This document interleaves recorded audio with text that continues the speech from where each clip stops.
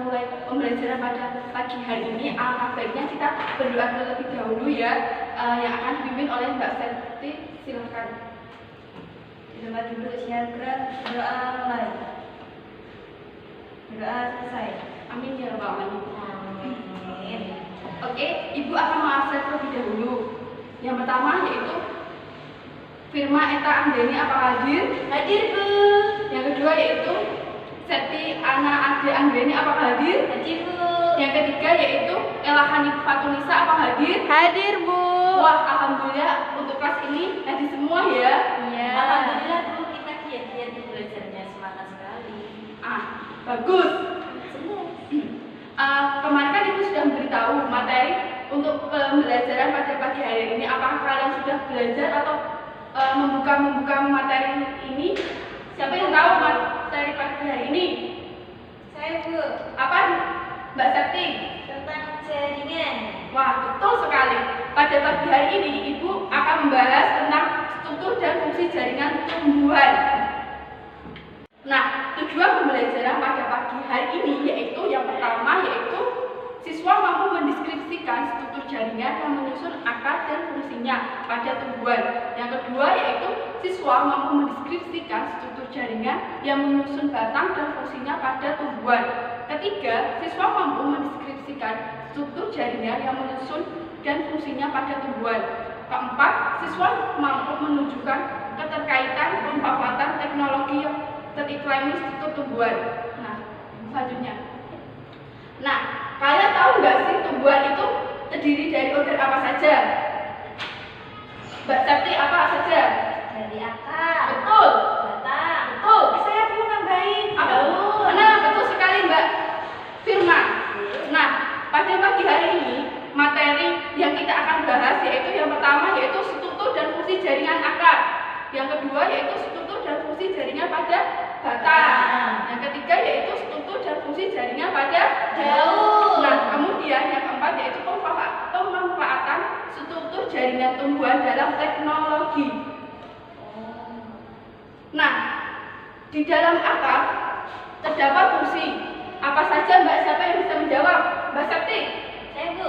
Apa Mbak? Yang pertama, menambahkan tubuh pada tanah. Yang kedua, menyerap air mineral dari dalam tanah. Yang ketiga, berfungsi menyimpan ke dalam tanah. Betul yang dijelaskan Mbak Septi. Mbak Septi tadi memang sudah belajar ya? Sudah dong, Bu. Nah, selanjutnya yaitu di dalam tanah terdapat struktur jaringan yang terdiri yang pertama itu pada bagian ujung akar terdapat jaringan meristem apikal dan tulang akar. Yang kedua yaitu jaringan meristem apikal ini jaringan yang sasanya terus membelah membuat akar menjadi panjang ya Mbak. Iya, Bu. Yang ketiga yaitu tudung akar yang berfungsi untuk melindungi sel-sel meristem yang membelah sehingga dapat menembus tanah tanpa mengalami kerusakan. Struktur dalam akar. Apa saja Mbak Firma?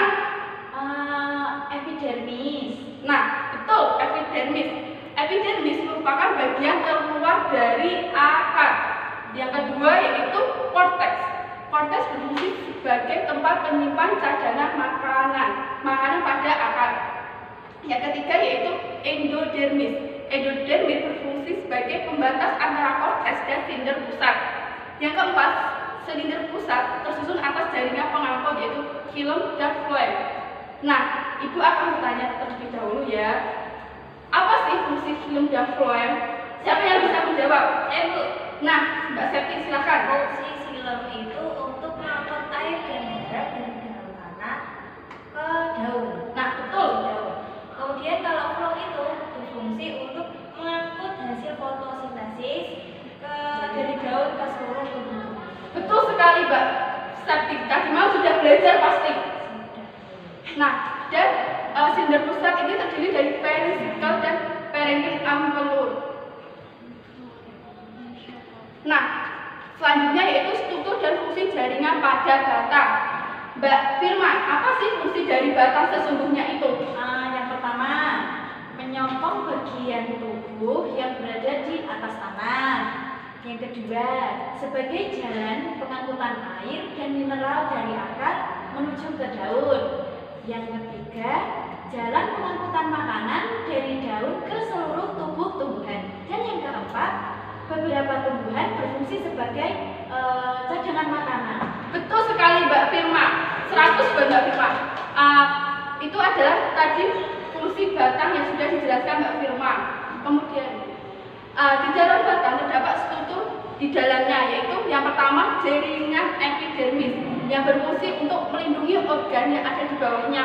Pada batang tumbuhan dikotil yang sudah dewasa, epidermis akan rusak dan digantikan oleh periderma atau jaringan gabus.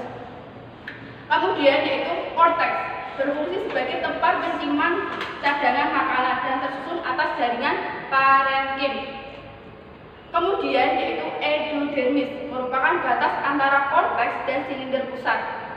Selanjutnya yaitu stil atau jaringan pusat, tersusun atas berkas pengangkut filum atau floem yang sudah dijelaskan oleh Mbak Septi tadi, dan empelur perikambium.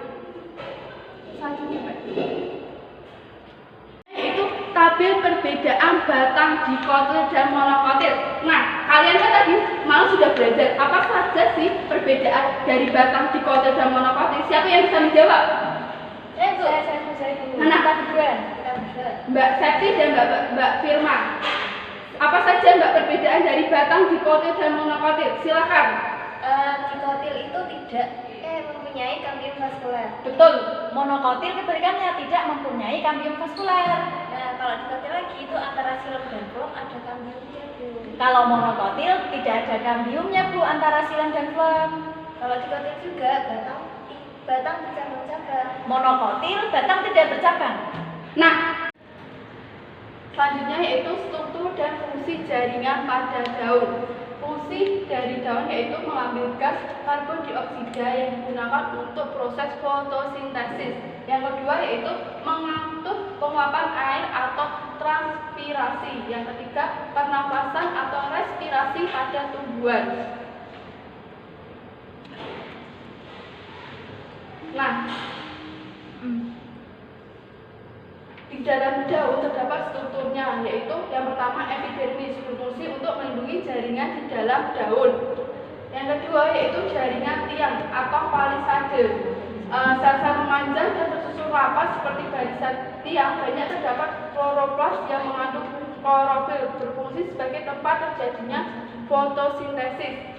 Yang ketiga yaitu jaringan bunga. Karang terdapat pembuluh akut yang terdiri dari filum dan floem. Nah, di dalam stomata tersebut, sel-sel epidermis dapat mengalami modifikasi menjadi stomata. Stomata dapat membuka dan menutup menyesuaikan kondisi lingkungan. Pada saat siang hari, stomata terbuka sehingga karbon dioksida dapat masuk ke dalam daun untuk digunakan fotosintesis. Yang kemudian yaitu pada tumbuhan yang hidup di daerah kering, misalnya kaktus, stomata menutup pada siang hari supaya tidak banyak air di dalam tubuh yang hilang karena menguap lewat stomata, dan stomata baru membuka pada saat malam hari. Poin selanjutnya yaitu pemanfaatan struktur jaringan tumbuhan dalam teknologi. Yang pertama yaitu penerapan jaringan akar. Nah, contohnya yaitu struktur akar yang kokoh dapat menunjang tumbuhan pada daerah laut.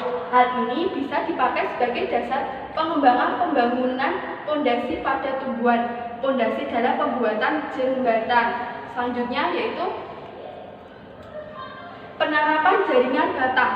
Batang pohon yang kokoh berdiri memberikan inspirasi pada pembangunan rumah. Susunan batu rumah meniru jaringan batang. Tembok rumah agar kokoh diberi besi. Hal ini merupakan pengaplikasian dari kambium pada pohon. Yang ketiga yaitu penerapan jaringan daun. Salah satunya yaitu teknologi pembangkit listrik tenaga surya. Dibuat dengan meniru prinsip daun yang memanfaatkan energi matahari untuk menghasilkan energi kimia, sehingga dapat menjadi alternatif sumber energi yang sangat bermanfaat. Kemudian yaitu tugas kelompok. Oke anak-anak, untuk tugas kelompok, ibu akan membagi siswa ini menjadi beberapa kelompok. Untuk satu kelompok terdiri dari 2 siswa. Untuk kelompok pertama yaitu Mbak Septi dan Mbak Firma untuk mengerjakan lembar kerja siswa halaman 53. Kemudian setelah dikerjakan, dipresentasikan ke depan kelas agar murid yang lain memahaminya. Oke, apakah tugas dari Ibu sudah selesai? Sudah, Bu. Nah, untuk kelompok pertama, Ibu silakan untuk presentasi ke depan kelas. Assalamualaikum warahmatullahi wabarakatuh. Kami dari kelompok 1 akan mempresentasikan hasil diskusi dari kelompok kami. Oh ya, yang pertama saya Firma Eta Anggraini akan menjelaskan jaringan dari akar. Nah, dapat dilihat dari gambar. Yang pertama adalah endodermis. Kemudian yang kedua adalah xilem. Yang ketiga adalah korteks. Yang keempat adalah floem. Yang kelima adalah rambut akar. Jadi ini kelihatan ya rambut akarnya. Yang keenam ada tudung akar. Yang ketujuh meristem apikal. Kemudian saya akan menjelaskan, menyebutkan dari jaringan batang. Yang pertama ada epidermis, yang kedua ada floem, yang ketiga ada cambium, dan yang keempat. Nah, baik sekali untuk kelompok 1 betul semua yang sudah dijelaskan. Apakah anak-anak semua sudah paham apa yang dijelaskan dari kelompok 1? Sudah, Bu. Nah, kita berikan applause untuk kelompok 1 terlebih dahulu ya. Yeay. Terima kasih untuk kelompok 1. Iya, Bu. Alhamdulillahirrahmanirrahim, pembelajaran pada pagi hari ini sudah berjalan dengan lancar dan baik. Ibu akhiri dengan bacaan hamdalah bersama-sama. Alhamdulillahirabbil alamin. Semoga materi ini dapat bermanfaat untuk kita semua. Tetap semangat, tetap belajar, jaga kesehatan. Wassalamualaikum warahmatullahi wabarakatuh. Waalaikumsalam warahmatullahi wabarakatuh.